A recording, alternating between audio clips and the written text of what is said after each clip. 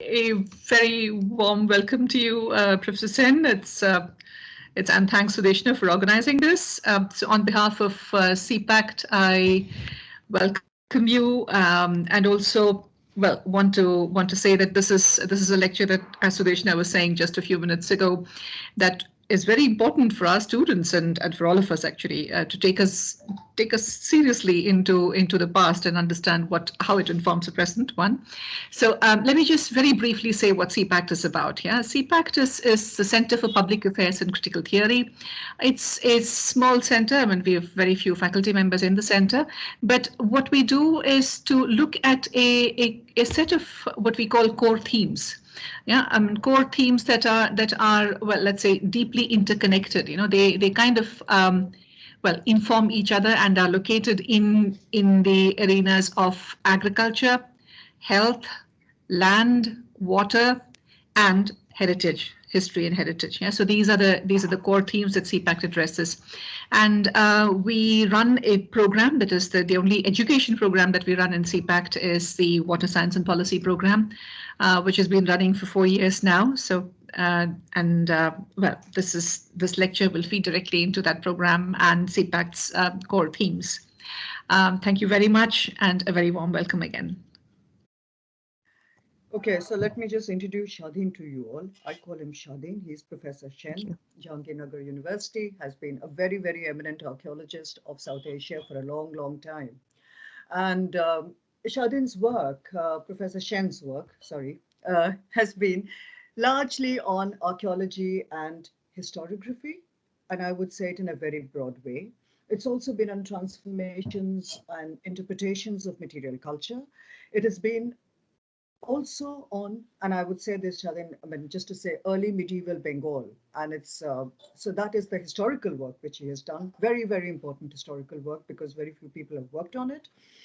Settlement changes, alluvial landscapes, water, construction of database, which I think is very important also for us in CPAC to think about it because they actually have a database of topographies, alluvial landscapes, etc. And it has been on interpreting landscapes in a big way. And I said it's historiography because all this work actually feeds in terms of how we think about histories, how we think about histories of landscapes and topography, geology to a large extent. Professor Shen has worked very closely with people in India, especially Deccan College or Professor Rajguru in terms of geology. And he is perhaps the only archaeologist I know in South Asia who knows water extremely well. So it's floods, water, etc. And as he began his abstract saying Bangladesh with the axiomatic thing of water, that has actually been his work. So he is, so we all look forward to your lecture, Professor Shen, and a very, very warm welcome to you. Okay, thank you, Dr. Sudeshna, and thank you for your kind introduction for me. I don't think that I deserve those kind words. So, uh, and first, I would like to thank you for inviting me for this lecture. And I am also thankful to CPAC of Shiv Nadar University because this is an opportunity I really cherish. It is very difficult to talk about water, river, and landscape in South Asia from a different perspective. Very few people have uh, actually engaged with the archaeology of that, what I prefer to call archaeology of water and river. Therefore, I know our time is very limited. Still, I will try my best to talk about the specific context of Bangladesh and especially uh, the problems of present-centric approach of water management, flood management, and landscape management. And I will also try to give some examples from our archaeological studies in northwestern part of Bangladesh and also from the southwestern Bangladesh part of Bangladesh, where I am actually now staying in two of my students' place. Uh, It is close to Bay of Bengal and close to the famous mangrove forest of Sundarban. Here, and I am also, I will try to share my screen right now. May I do that? Okay. Yes, please. Yes. Okay. Yeah, it's there. And you can make it Yes, bigger, Shadin. it is visible. Yeah. Okay. And this slide is very interesting. I have picked up this photo in the background. This is the photo of the Tista River, which is very debated river. It's we call it, or our friends who are engaged in water resource management, they call it a transboundary river because this river just falls within the nation state territory of India and Bangladesh, and also some parts of the other places, also other countries. So this is the Tista River during the peak monsoon. And if you see the Tista River during the dry season, which is in Bangladesh in almost after October, November, and basically in December, January, this river completely dries up, and we can walk through it. So it's very interesting, and you can see the riverbank erosion. And I have also selected some photographs to show the riverbank erosion of Tista River and also some other rivers. But I would like to first introduce Bangladesh, its landscape and its location in reference to the Indian subcontinent or South Asia. And you all know this is, I will select the highlighter. This is the northern part of India, including Nepal, and also some parts of China and Tibet. And there is the Ganges River, and the Ganges River is known in Bangladesh as Padma River. And in Bangladesh, there are three main rivers, if we call it. One is Ganges or Padma River, and another is Brahmaputra River, which is known as Brahmaputra in Assam, part of Assam. And when it enters into Bangladesh, it is known as Jamuna River. And this Padma, Jamuna, and several other rivers come together and makes one single river, which is known as Meghna River. And that is why the Bangladesh, or the area or the landscape of Bangladesh, is also called as GBM Delta, Ganges, Brahmaputra, Meghna Delta. And here it is a map. I have taken it from Dr. Sheena Parja's book, Living with Flood. That is an interesting book, and I'll come to that book and that context later in my talk. But this map shows that the area which is known as Bengal Basin, on the northern side, it is bounded by Himalayan and the Piedmont zone of Himalaya, and on the western part, it is mainly bounded by Chotanagpur Plateau, and in some cases by several other rivers. For example, Mahananda River, and in the lower part, which is active part of delta, we call it this part, and this part is adjoining the West Bengal of India, and this part is basically very dynamic still, and is also tidal part. So the Bay of Bengal is on the south of this Bangladesh or Bengal Basin, and on the eastern part, it is also bounded by the fringes of the Eastern Himalayan range. So the location of this entire landscape is very interesting. And if we talk about the geological past, or what is called by the historians these days as the deep history, then we come to understand that this entire landscape is formed by the rivers. the sediments carried by rivers from the Himalayas and Himalayan Piedmont zones, and that was deposited, and then this landform was created.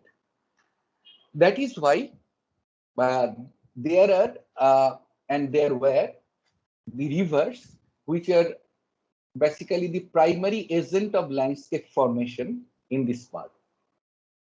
Along with that, some parts of the Bengal Basin, for example, in the southwestern part, is closely associated with the littoral zone, and it is the landscape is uh, continuously changing and transforming because of the tide and ebb.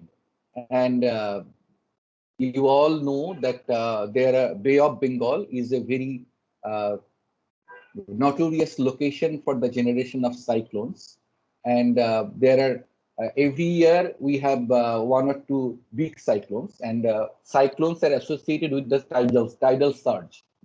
And this estuary zone, which is Meghna, the estuary zone is also very interesting in the way that this is the recent, most of the recent landscape in the entire area.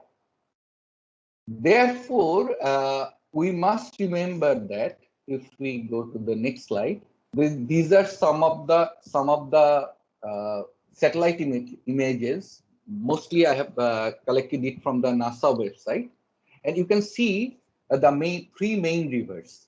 This is Brahmaputra coming down from the north, and this is the Tista. I have shown the photo. It is also a Himalayan river, and then it is Ganga Ganges river, which enters into Bangladesh and known as Padma river. And this Jamuna or Brahmaputra river and Padma river joins together and forms the Meghna river. And Meghna then falls into the Bay of Bengal. This entire zone is crisscrossed by hundreds of rivers. This southwestern part. Even the northwestern part and the central part is crisscrossed by hundreds of rivers. If you see the one small photograph, one small map, which is not representing the innumerable number of rivers, this map shows how rivers are crisscrossing like a network the entire Bangladesh. The point is that, and this is where now I am actually staying. This zone, this littoral zone, and this part is in West Bengal of India, and this part is in Bangladesh, and this is the mangrove forest of Sundarban. Here, and there are hundreds of rivers, channels, and canals. It is known as khal in Bengali, and most of the time they are changing their locations, they are eroding, they are building new landscapes, and also they are creating new landforms. So this is a very dynamic zone, and it is known as the active delta. This part is classified by the geomorphologists into three separate zones. One close to this Padma river is known as Moribund Delta. This zone is known as mature delta, and this zone close to the littoral area or close to the Bay of Bengal is known as the active delta. And interestingly, this entire zone, this entire area were categorized into several historical units, which is known as subregions. I am not sure whether the students are familiar with this historical understanding of the space and regions before the modernity or the formation of the modern nation state. So in the 7th, 8th century or later, the Bangladesh and West Bengal, India, which was basically a part of a geographical region, was divided into several sub-regions or what historians call it, divided into several states. For example, the northwestern part was known as Barendri or Goura. The part which is now in West Bengal, which was known as Rar. The central part of Bangladesh and the southern part was known as Banga. And historians assumes that the name Bangladesh derives from this name of Banga. And the southeastern part was known as Shamotaka and Harikel. Shamotat means the flat land or flat coast, Shamotat. And present Assam Meghalaya of northeastern India was known as Kamrupa or Pragjyotisha. So these, and in this part, eastern part of Bihar, and in this part, the northern part of West Bengal, are also closely historically associated with this Bengal area. And if we just try to briefly tell you the interesting history of this, our name of nomenclature of these regions. So before 1947, this entire area was known as Bengal, and the name or the term Bengal was basically given by the Mughals, who named this as a Suba, as an administrative unit, and Suba Bangla. And before the coming of the Mughals, it is not known whether Bengal was a unified cultural unit or not. Although we assume that Bengal is a unified cultural unit from time immemorial, which is not historically correct. And at the same time, after the partition, the Indian subcontinent was divided into Pakistan and India.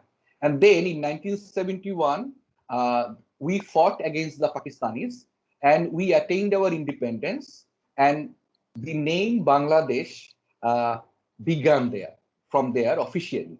And the territory of Bangladesh, which I will show today, is basically post-1971 territory. The idea of territory is very interesting because this territory or territoriality, modern idea of territoriality, assumes different kinds of ownership over the natural resources, including the rivers and water. And every country try to impose their ownership over the natural resources, including the rivers. That is why I shown the Tista River in the beginning. There are many transboundary rivers which are shared by Bangladesh and India. And also, I think there are many transboundary rivers which are shared by India and China. So this is another aspect of our struggle about the idea of ownership over the nature as human beings. And if we talk about the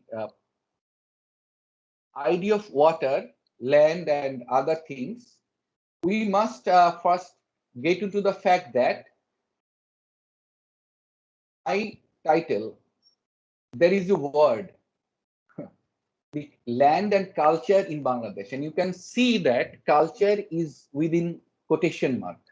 Why I have done it? So let me just play a song, basically Bengali song. I can translate the lyrics for you, because when we talk about culture, sometimes we misinterpret it as some aesthetic standards, and but in talking about culture, the aesthetics or music or art is not only the thing which is referred or which is talked about in culture, but in Bangladesh, water and rivers are so intimately connected or associated with our ordinary living that in our day-to-day activities, including our memories, our rituals, our everyday talk, which are determined uh, explicitly or implicitly by water or river. So it is a song which was written by our national poet Kazi Nazrul Islam, and the song states that "Wamar Gohin Jolen Nodi," uh, uh, that is Gohin means deep, and river here is identified or assumed as a person or as having agency of her own, and the songwriter is just talking to the river and asking her that he is just floating, or he just moving on the river, on the flowing water of the river since his birth.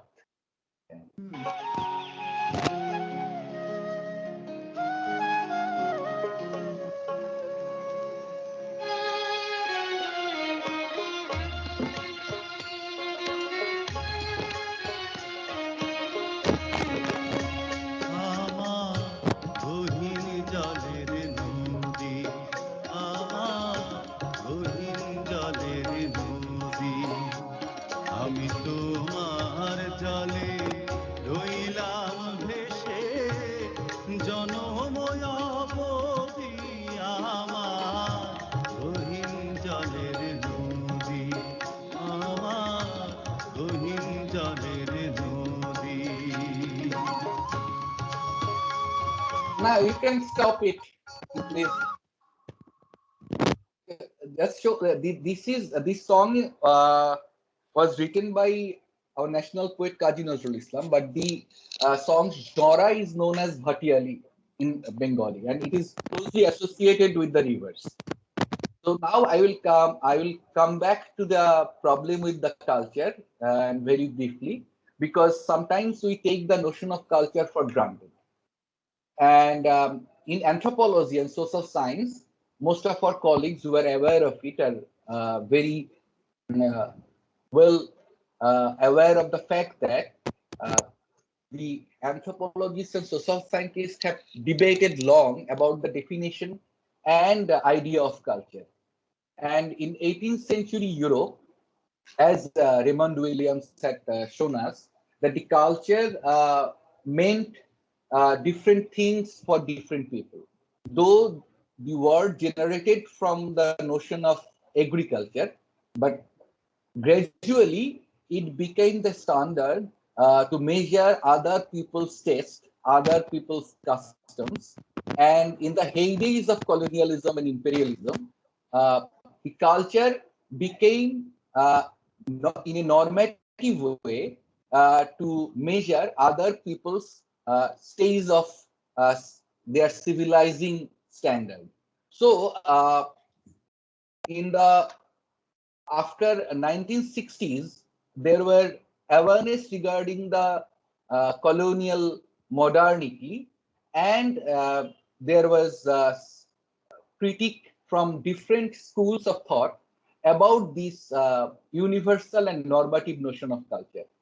And when I use the notion of culture, I am aware of this history of the idea of culture in which is Eurocentric, and which was criticized as Eurocentric, which was criticized as universal, which was criticized as essentializing, and which was criticized as, in a sense, creating various binaries or dichotomies in different aspects of our thought. For example, as internal or external, as natural or as cultural, as human or as non-human.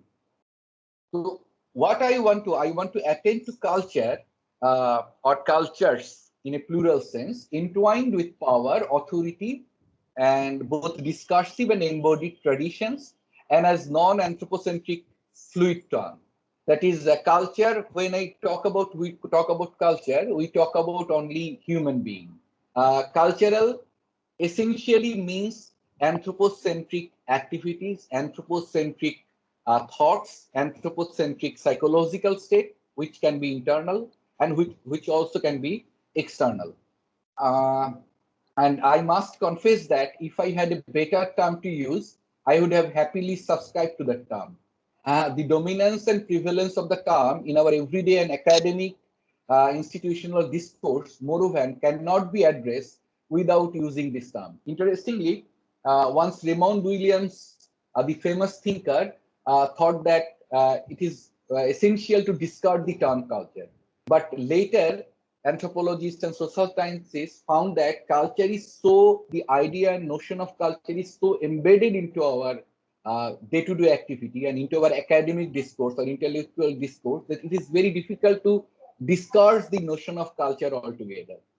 So let us be very cautious about using the term culture in our present discussion. And in this lecture, I have already shown that we are talking about rivers, we are talking about waters, we are talking about landscapes. But how would we talk about it? And we always assume that in the history of mankind stands on the premises of winning over the nature. We have always thought that our progress and development and our journey towards civilization depends heavily upon our ability or capacity to use natural resources. And even the idea of science is partially constructed upon this idea that the sciences, the one of the main objectives of the science is to enable human being to use the natural resources in a more efficient way. And when we talk about development, which is very popular in nation state discourses of nation states and also in different transnational discourses. The idea of development or progress is based upon this dichotomy between nature and culture. And with the recent consciousness regarding these uh, regarding the environmental uh, changes and the threats of climate change, people are also scholars are also raising questions about our some fundamental ideas that have just given us our identity as human. In fact, what has made us human has been really been questioned. As human being, are we destined to take nature as a terrain or as a area, is an area to control, to extract or to use for our own gain, for our progress, or not? So how the binary or dichotomy between nature and culture structure our perceptions and narratives on water and fluid. So these are the things, and I'm not sure whether these I'm sharing my slides again.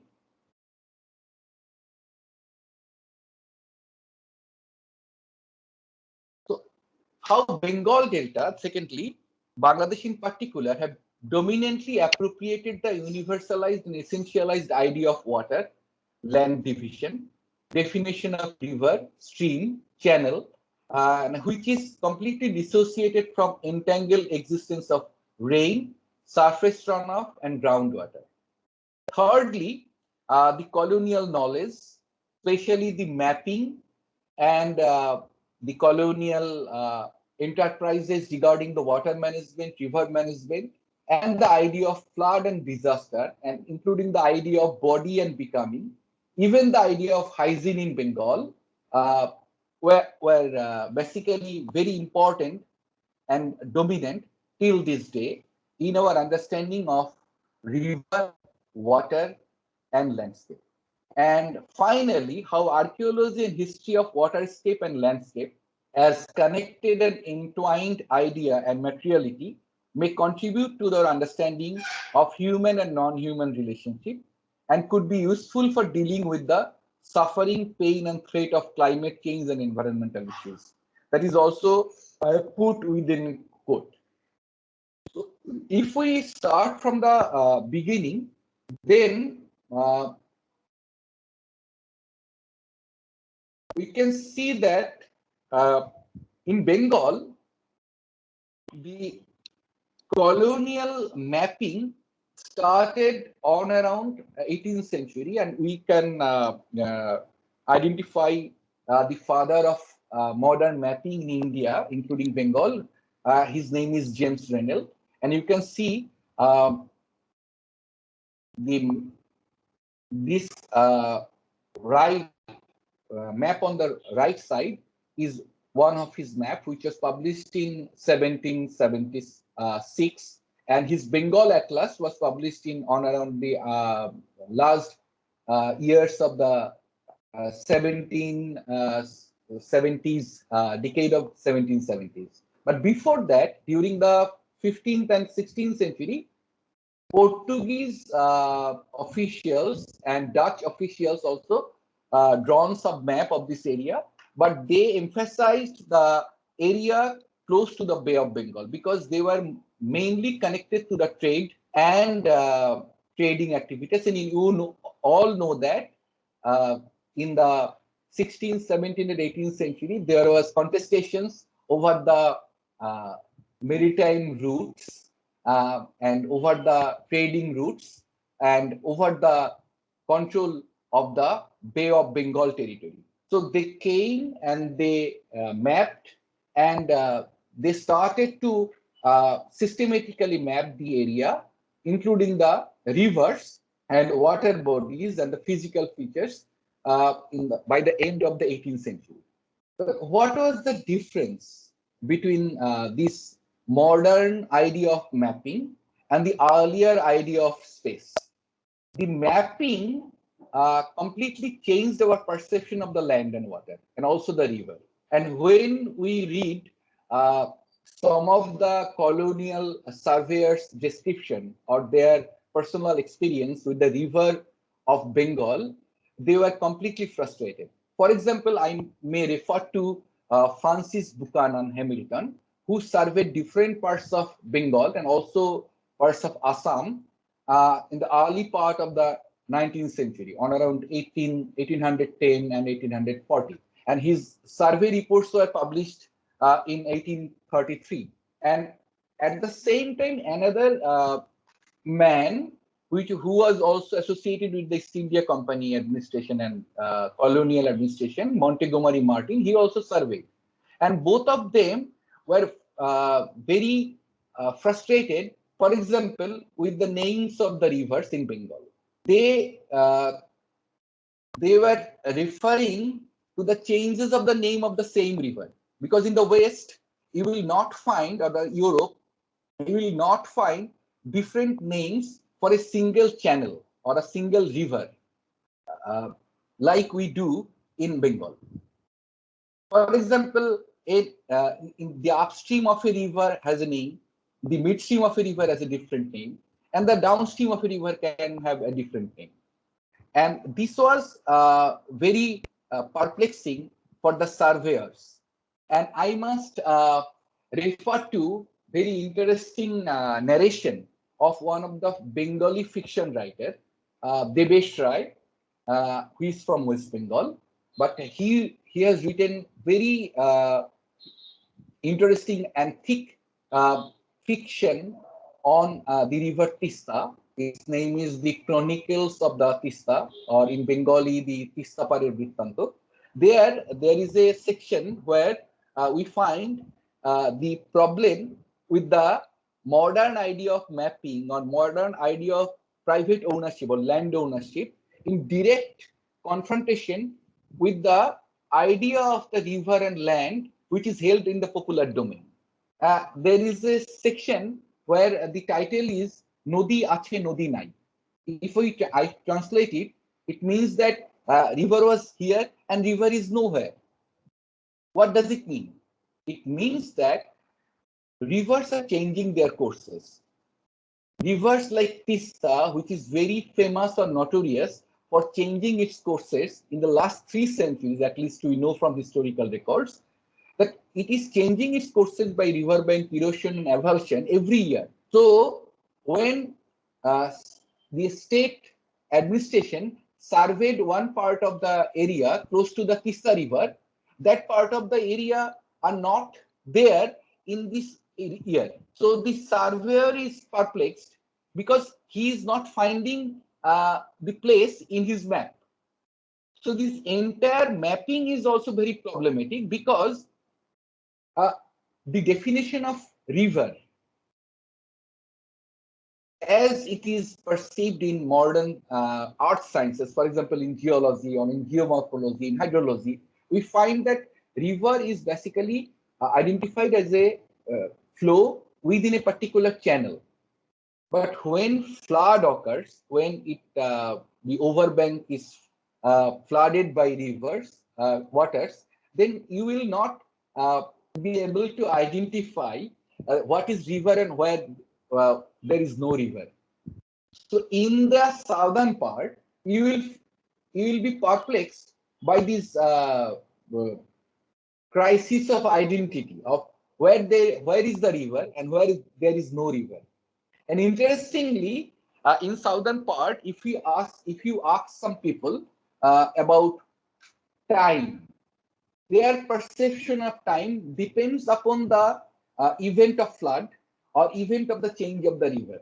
They will tell you that okay, uh, before that years of flood or before that movement of that changes of river, the place was there.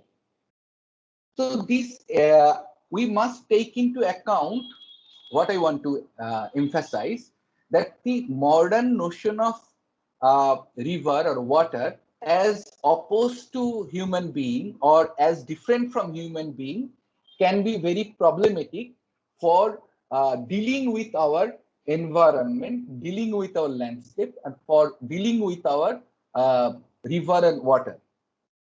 Another interesting case is that the rivers are basically defined or basically alive because of the rain or because of the monsoon.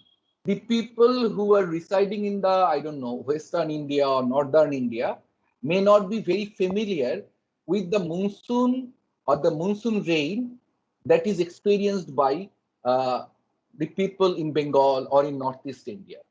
And the rivers of Bangladesh, if we see it, just are fed by the rainwater from this entire Piedmont zone.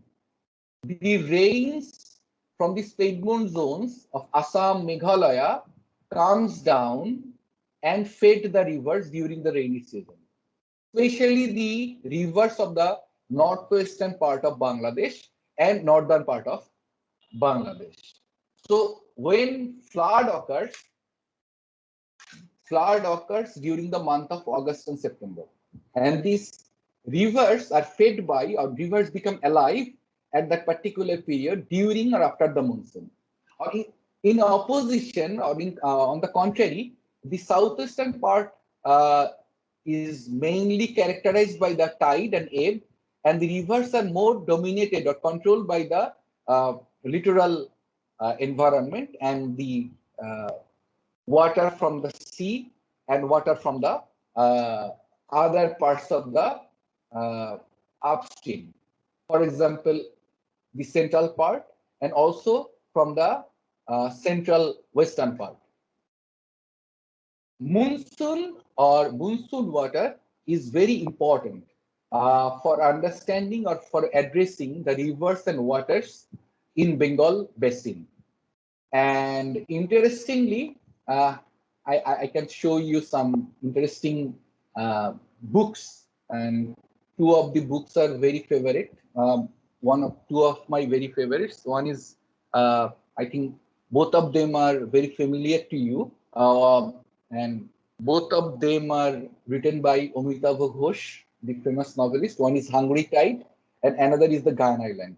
And the plot of the area of these two fictions are centered around the area where I am now staying in, the southwestern part of Bangladesh or Bengal, and the Sundarban area. And I am showing this book, and I will ask you to read both of these books to understand how river, water, and landscape in a unified way are intimately connected or associated with the lives of the people, with the everyday existence of the people, and how people uh, perceive the rivers and water not as objects, not as matter, not as fluid to control or fluid to use, but also as having their own agency. And you must notice that the rivers of Bangladesh, the names are genderized. There are Nodi and there are Nods. Nodis are feminine, Nods are masculine. Nodis, most of the rivers are Nodis, that is feminine, and a few rivers, for example, the Brahmaputra is considered as a Nod or having a masculine identity. The Kapotakho, another, is considered as Nod. Arial Khan, considered as Nod. So why do people perceive rivers as having some kind of own agency, not as matter, not as dead properties? So you must know that in New Zealand recently, rivers have been granted the agency and right as similar to the human being. So this is another aspect that I would like to point out, that we can, if we try to understand our history or try to address our history, try to look at our history, then we may find a very different idea of understanding or engaging with our environment, including the river and water. That is why I have mentioned or I have shown these two books where there are some other books. For example, this is a very interesting book by one of our friends, Anuj Zalai, Forest of Tigers, who have worked in the Sundarban of West Bengal part. And she has also did some very intense ethnography. And she has shown the relationship between human and non-human being in the Sundarban area. So we'll find many examples of this. Now I will come to the point where we are very reluctant to talk about that. Why is it important to emphasize on the understanding of the history of rivers? Why the past is important for the present water management, present understanding of river, present understanding of water? Is it really important to make a division between water and land? Is it really important? It is really significant or useful to make a division between human and non-human? Is it really significant or useful to think that, to assume that rivers and waters are dead matter or some objects which can be used or which can be used as a resource for different purposes or only used for functionally? These are the questions we need to ask if we try to rethink our efforts to understand rivers and water in Bangladesh, especially in the context of past at least 50 years, where there are different efforts and multiple efforts and large scale efforts to devise uh, projects, devise methodologies to control and mitigate floods in Bangladesh, to control and mitigate water uh, uh, oriented what is identified as disasters in Bangladesh, and what is known as also in some of the cases the expansions of salinity in Bangladesh. And there are other different impacts of the misuse and overuse of water, especially in the southwestern part, where there is contamination by arsenic and contamination of land by salinity. So, and all these projects of water management, flood management are based upon the concepts of river and landscape or culture and nature, which was basically part and parcel of the colonial project of colonial modernity. The nature culture division is uh, playing a very crucial role here, where we are thinking that we can control our rivers, we can manage our rivers in the way it was managed, for example, in Netherlands or in Europe. The nature of the rivers in Bangladesh must be identified. And here comes the importance of history or archaeology. Now, for example, I may refer to one of the very famous scholars' thesis, which is very popular in the Western academia and also in Indian academia. His name is Richard Eaton, and I am very fond of him. And one of his book is very popular, and that book also earned awards, as far as I can remember, The Rise of Islam in the Bengal Frontier. If you read the book without having any knowledge of Bangladesh, then you will find no problem in his thesis. What is the basic premises of his thesis? His idea was that, or his proposition is that Islam expanded in this territory of eastern part of Ganges, Brahmaputra, Meghna Delta after the shift of Padma River. That is, if we can show it here, this was the earlier course of Ganges, known as Bhagirathi in West Bengal, and it, according to him, it shifted eastward during 16th and 17th century, and after that, this land became stable. You have to remember the word stability or equilibrium. So this understanding of stability or equilibrium is in the core of his thesis, and he thinks that after that stability, this land was suitable for agriculture and suitable for building settlements, and people came here, and with the aid of agricultural expansion and with the aid of Sufi saints, this land became inhabitable and people started to live here.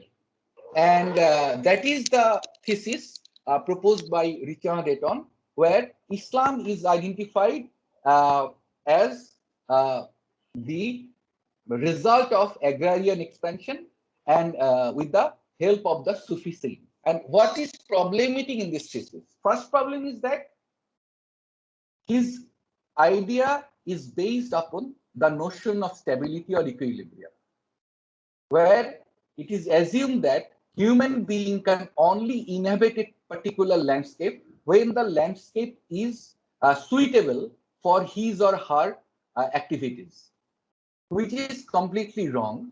And I was mentioning one work by Dr. Sheena Paja, Arun Nag, and they have excavated in Malda of West Bengal, and they have shown very clearly that in one area people built settlement.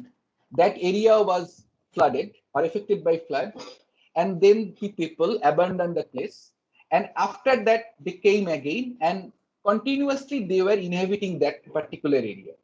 And in this case, in the southwestern part of Bangladesh and also in the southern part of West Bengal, India, we'll find enough archaeological evidence to prove that there are settlements before 13th, 14th century. And the number of the settlements are not negligible.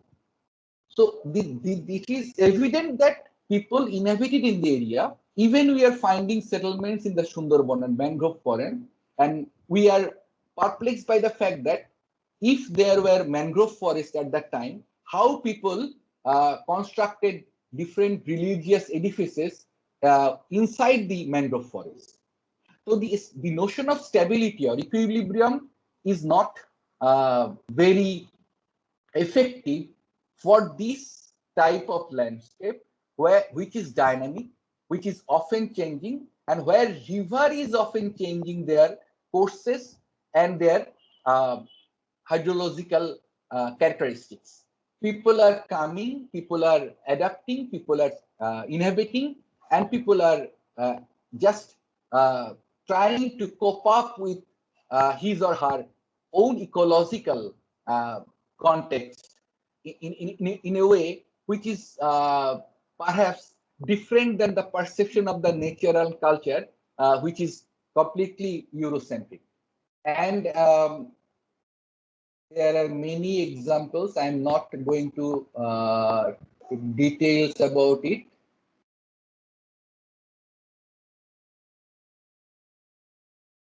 And here we are talking about, I was just referring to, I would show a very important work by some geologists in the Bengal Delta area. You will see that this littoral zone of the Bengal Delta, the southwestern part, where they have tried to date the landscape. And this is clearly shown with the aid of radiocarbon dates and other dating methods, and also the archaeological sites, that this landscape was constructed or was formed before at least 800 to 1000 years, and in some cases even 5000 or 4000 years. And it was already there. In contrary to Eaton's thesis, we can see that there were human habitation in this entire zone even before the comings of the Turks and Afghans in 13th century. And we have found archaeological evidence for that. And at the same time, it shows us that people or human beings were not basically relied only upon the suitability or stability. They cope up with the monsoon and riverine landscape of this part. And same thing can be talked about in case of the northern part. Here some of the uh, archaeological sites, and I am especially indebted to Ismail Azum Rezu, who is an amateur archaeologist and who has discovered several sites there. This is a archaeological structural remains which was exposed only during the ebb, when there is no tide, and it is on the riverbed. When there was settlements there, you can easily understand that at that time the river was not here. The river just shifted and just inundated this part in some part of the later period. These are also some sites in the Sundarban area, the riverine site, and the sites and the structures became visible only because of the riverbank erosion. These are also from the Sundarban area. In the dense forest area, they are finding archaeological sites. And I am also indebted to our student Afroza Khan Mita and Saifur Rahman Pauline. They are also working in this area. And these are the salt making activities which can be dated at least to 1000 years. And one German team has done some research, and they have also dated some of the samples by chronometric methods. And from southwestern part, I can go to the northern part. Here, we are working since last 15 years. This part is closely associated with sub-Himalayan region or the Piedmont zone. And here you can see the Nepal, Bhutan, and the northern part of Bihar, also the part of West Bengal. And this landscape or area is known as Tista alluvial plain. And here we can find hundreds of rivers and their abundant channels. And I was referring to the problems of the colonial uh, surveyors about the names of the rivers. This is a particular portion from the Reynolds map. You can see the name Tista for 4 different channels.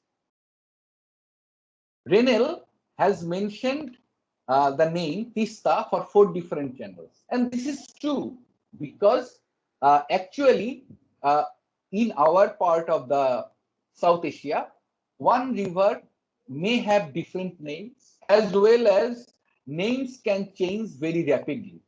And river can change their course even in a single season of flood.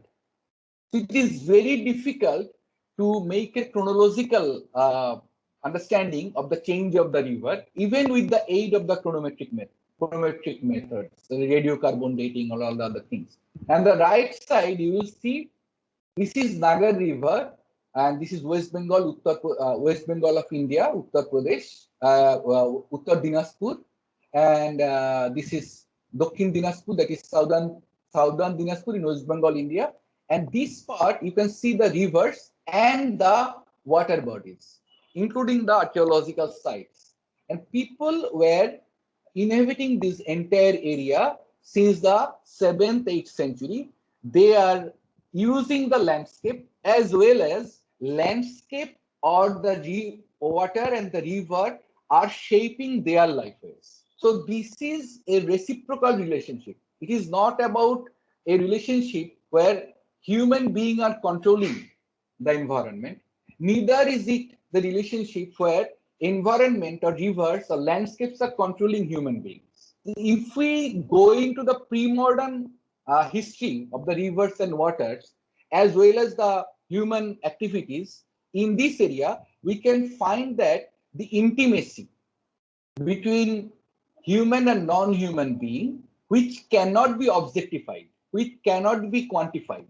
You have to understand the intricacy and complexity of the relationship on the basis of the agency of both sides, not only on the basis of the agency of only human beings. That is one of the propositions I would like to make. And I will show some other maps very quickly. Here you can see one fortified settlement. There are many fortified settlements in the northern part, also in the different parts of Bangladesh, which are being built since 4th, 3rd century BCE till the 16th century. And these fortified settlements, and along with the other sites, are all closely associated with the rivers. But this is not enough to tell that settlements are associated with the rivers. It is important to understand how particular settlements were associated with particular rivers or landscape, as well as how they changed or transformed or remained the same throughout history. How the people at that time interacted with the landscape and rivers, and as well as the flood, as well as the other existence of water. And in the right side of the map, I have told you that southwestern part, rivers are shifting and dynamic. But in the northern part also, we have ample evidence to show that many rivers have changed their courses throughout the time, through past at least 1,500 years. And that had affected the settlement pattern here, archaeological settlement here. Not only archaeological settlement, if we include the agricultural land or agricultural space within the settlement, we'll find that this agricultural pattern or land use pattern was also closely associated with these rivers and water. And here are the examples. These dots are all artificial water bodies, which we call in Bengali pukur or dighi. In Sanskrit, you will find a reference to these artificial water bodies in copper plate inscriptions from early medieval period, that is from 6th, 7th century to 13th century at Pushkurini, at Dighika. So numerous ponds were dug, numerous tanks were dug in different parts of this northern part of Bangladesh. What were the functions of the tanks? And these tanks are also very important to rethink our intimacy or relationship with the water. And these tanks were closely associated with the monsoon. They were primarily used for the water harvesting, but they were used also as the boundary of the settlement. They were also used as the source of drinking water. They were also used for ritual purposes. So these tanks, spatial patterning or their distribution in association with the other sites can show us how water, not as a flowing form, but as a stagnant form, are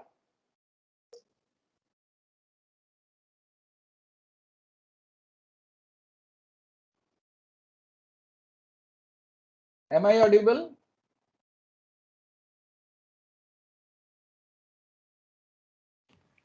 Yes, Yes, now. Pranav, you're audible. Yes, now. Can you just speak? Okay. The slides are visible?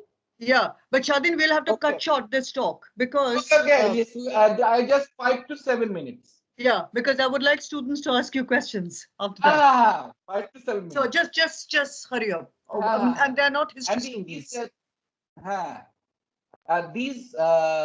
This is also very interesting area where we can find the use of the embankments, use of the mud-built walls to control the flood as well as control the activities, including the cultivation pattern. These are tanks and settlements, random use of tanks. And this is another example, very interesting example of using or channelizing the rivers or channels for the construction of fortified settlements in northern part of Bangladesh. There are 3 different settlements here. And these are the northern parts of Bangladesh. I have just included these maps to show how complex the riverine distribution of these part is. And these are some photographs where you can see the erosion is removing the bank material and exposing archaeological sites.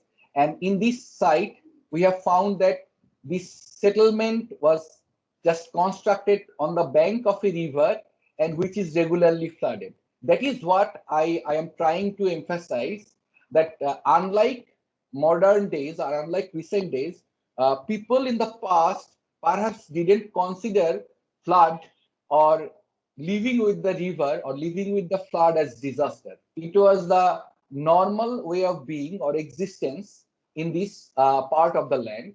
And I would like to conclude this lecture by emphasizing again that if we just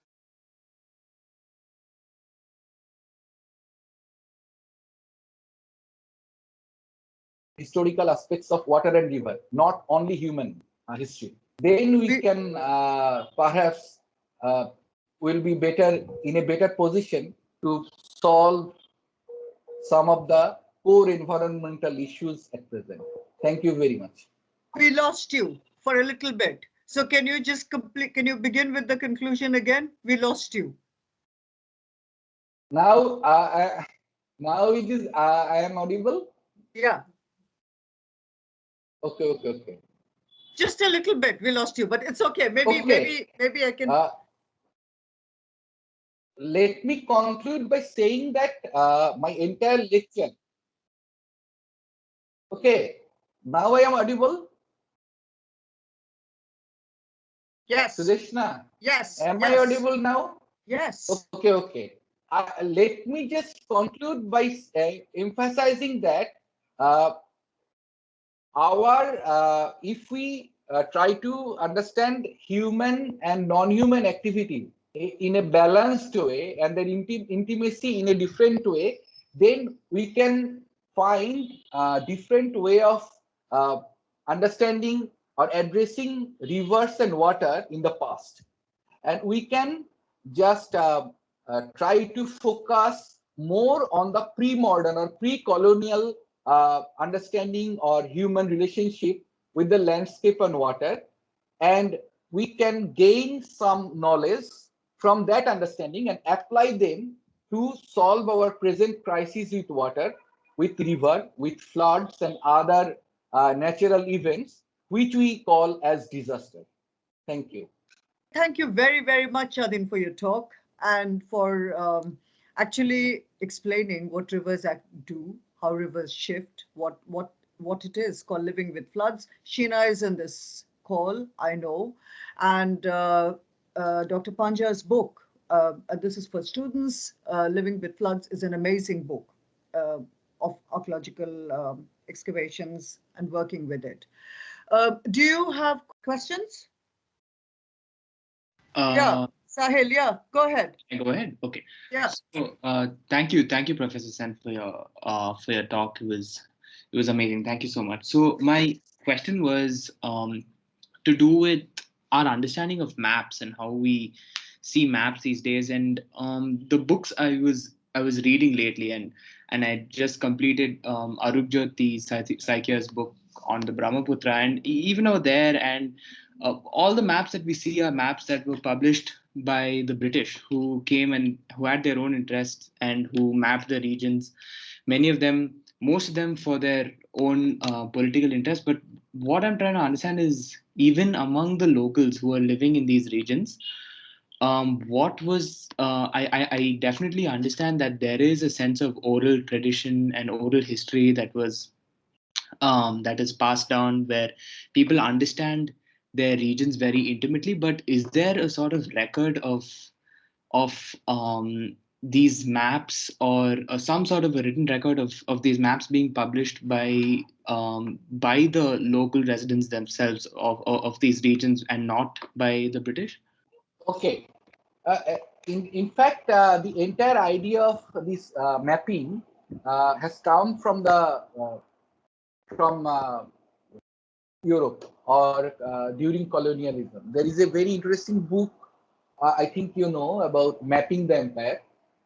And Yeah, before his that, question, Shadin, his question is, he knows that it's there. His question is that before, after all this, these local knowledge of the rivers, etc., are they doing a local mapping or not any longer today? So it is, I think, a question today. Am I correct, Sahil? Not really. I think it was Okay. yeah, it was well, at the time of the maps being made by the British, was there in maps being made by Made local? by the local. Okay. No. In fact, we have learned our cartography or mapping in the way we do from the British people and from the Europeans. That's for sure. And we are following the same methodology with some variations and with different kinds of understanding these days. But local people have different kind of understanding of the space, and they have different notions of mapping. Right. Yeah. Not That was on the plain paper, by converting the particular space into on paper on some other space. That is not the way local people or people perceive the space or land, right. even Right. water. Thank you so much. Yeah. Thank you. Any other questions? This is Shomrita Mujumdar. I have written my question in the chat box. So, thank Shadin Shen sir. It was a very lively and thought-provoking lecture. My question is, as I have written it in the chat box, I would like to know if the present day everyday struggle of the inhabitants on the bank of the river and their movement of in permanent settlements with the seasonal change of river course, which we say in Bengali, Parer Bhangon, may provide insight to the past way of adaptation and perception of people towards human-water relationship. This is a comment, no, Somrita? No, sir. This is a question. Whether we can whether the past whether the present way of living may provide any insight to the past way of living and their perception to the water human relationship. I think it is very. I think it is Somrita, the manner in which the landscape and our relationship with the landscape and rivers have changed. It is very difficult to go before colonial period on the basis of our understanding of the present relationship, because it has completely changed our relationship and our interaction with the river, water, and land. And that is another history, and that is another, uh, uh, I think, another aspects to be discussed in a detail in different. And people are talking about it for example, you can read Ramchandra Guha, how he has dealt with the environmental history. People are working on historical ecology. People are working on this complete change of the human non-human relationship during the modernity and colonial period. Talk about the river and water before 15th century on the basis of the present evidence. The change is so enormous and so intense that we are not able to finding any evidence. Manikanta Ramakrishnan is a student of Shiv Nadar, the water course. He's got a question. Mani, shoot. Yeah, so my question is mainly in relation to how we understand this interaction between the floods and the human settlements or the civilizations. I understand it's much more, the nature is much more dynamic. We've always been trying to manage it. Humans have always been trying to manage, but earlier the nature was much more dynamic in the sense that we did not have perhaps much of a technology to change its courses. But right now we do. There has been a shift over this period of time. So the interaction must have changed certainly. But what do we learn from looking back previously? Because previously also we had this interaction wherein perhaps we were not having this knowledge of how to deal with it. But currently we have all the technology and knowledges, but we are constantly creating the same loop of overpowering the nature, but it seems that the nature does overpower us. So in terms of even a small interventions, where do we see this interaction and what do we learn from these interactions? Okay, thank you. That's a very interesting question. And I wanted to talk about different aspects of water management and flood management in Bangladesh during the last 30 or 40 years. And I couldn't talk about it because of the time and other issues. I try to focus on the past. As my understanding as an archaeologist and as my understanding on the basis of my conversation with some of my friends who are actively engaged in water management and flood management, it is very clear that some of the way we are managing or trying to mitigate flood and trying to just mitigate some of the impacts of the overuse of water. For example, I have mentioned the increase of salinity. I have mentioned the change in the tidal pattern. But definitely, this overemphasis on our technology or our complacence about our technological capability or capacity to control river with the aid of embankment, with the aid of dam, has some kind of, we don't have, perhaps right now we don't have any other option, because all the options uh, have been just vanished because of the last 300 years. But we cannot say that people in the past did not have any understanding to control, because I have shown how they how they try to build embankments, how they channelized the rivers, how they used the landscape on water, for example, by mm, digging tanks. In Bangladesh, you will not hardly find tanks these days. Mostly in the south northwestern part, you will find the irrigation system is based on groundwater. Very few ponds are available there, and most of these tanks or ponds are being used for only just fish or production of fish. So, and you will find some of the texts. For example, there is a famous text known as Krishi Parashara, which was identified to be originated from this area.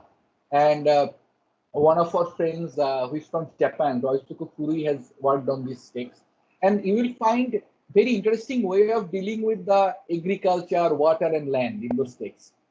And there are norms, there are suggestions, and you will find how people have tried to deal with the nature and river in a very different way than we do right now. But I am not claiming that we must go to our pre-modern past, because it is impossible. We cannot go to that time, but we can learn, or we can rethink some of our approach to water and river with that kind of knowledge. Yeah. Anybody else?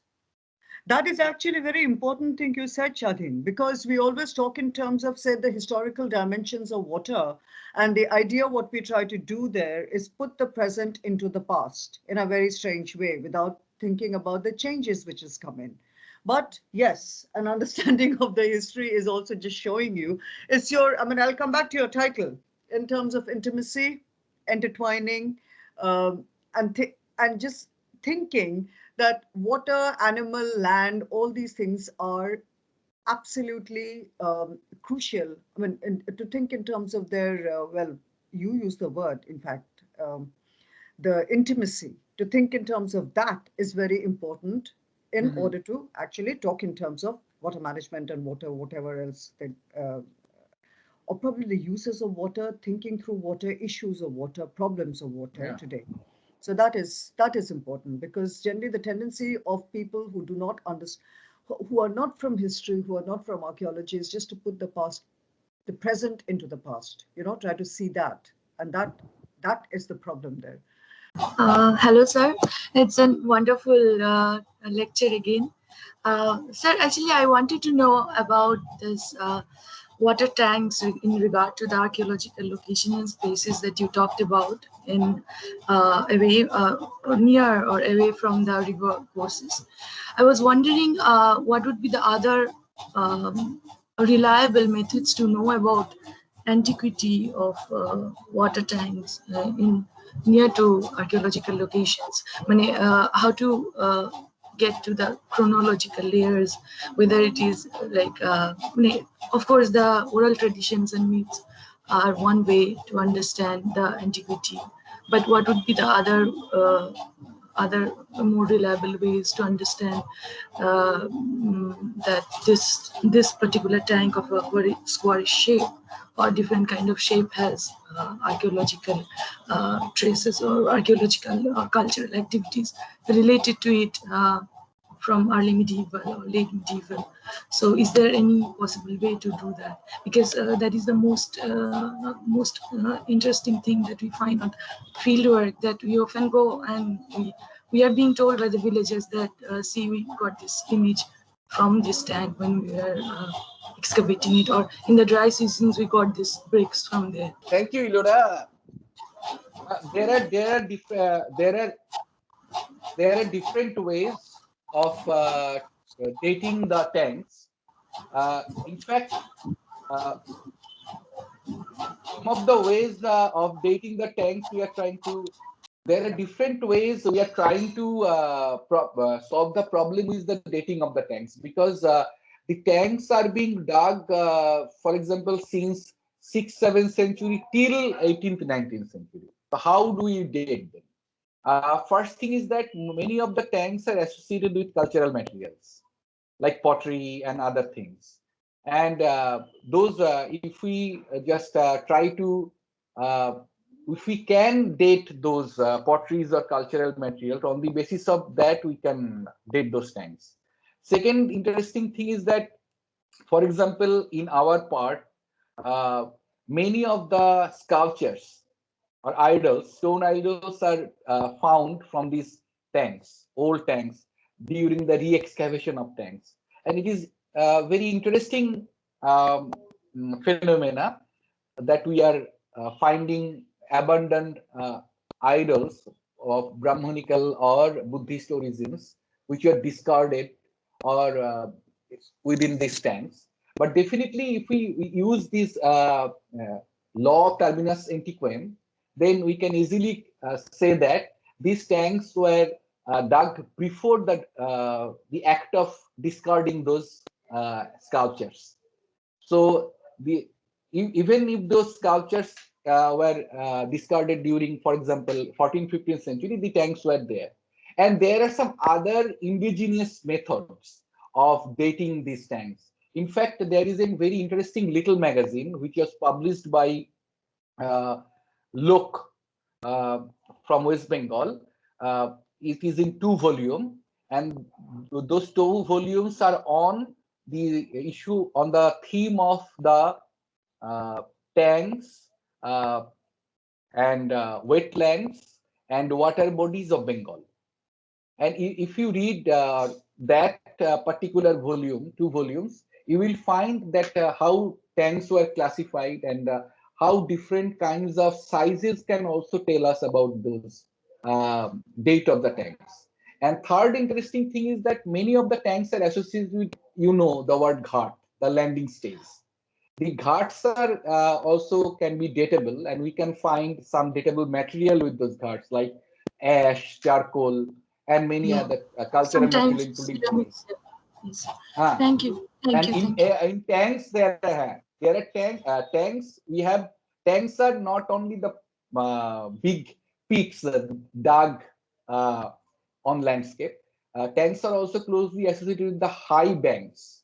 These high banks are very important for the tanks because the trees are planted there. Those trees are important for maintaining the quality of water in the tanks. So even on those high banks, we are finding many cultural materials. So those cultural materials may help us to date those tanks. So these are the provisional ways we are applying. Still, we are finding other kinds of methods which can help us to date these tanks more precisely. Thank you, sir. Okay, I'll finish by reciting 2 lines from the famous, who is basically a rebel, Fokir Lalon Shai, and in one of his songs, the first 2 lines are Shamal Shamal Tori Bhavo Nodir Tufan Bhari. That is, Tori means boat.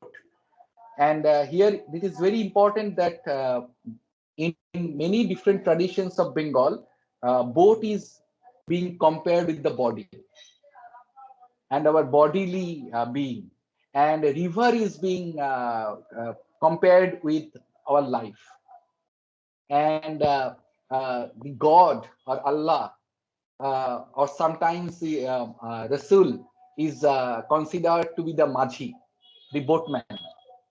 And even in some songs, even the person who sings, who is also comparing himself with the boatman, that he cannot sail the boat anymore. The turmoil of this life, the river is so large, so deep, and so and there is never-ending river, never-ending flow of life. So these comparisons or these identification of our body and our existence with the water and river that I wanted to talk about a little. But anyway, it was a very good experience. At least we could talk about the water and river and talk water and river and our experience from Bangladesh. And thank I you think again. Thank you again, Sudeshna, and thank you all the colleagues from Shiv Nadir University. Yeah, thank you very much. And I think we'll get you again. We must talk about this because this is also the historical dimensions. Thank you very, very much. Thanks to all the participants also, who some of them I do not know. Some of them are from Bangladesh, I think. Afroza, I've never met you. Or Elora, I've never met you. Monica Smith, I see here. But anyway, thank you. Thanks a lot. Thank you very, very much.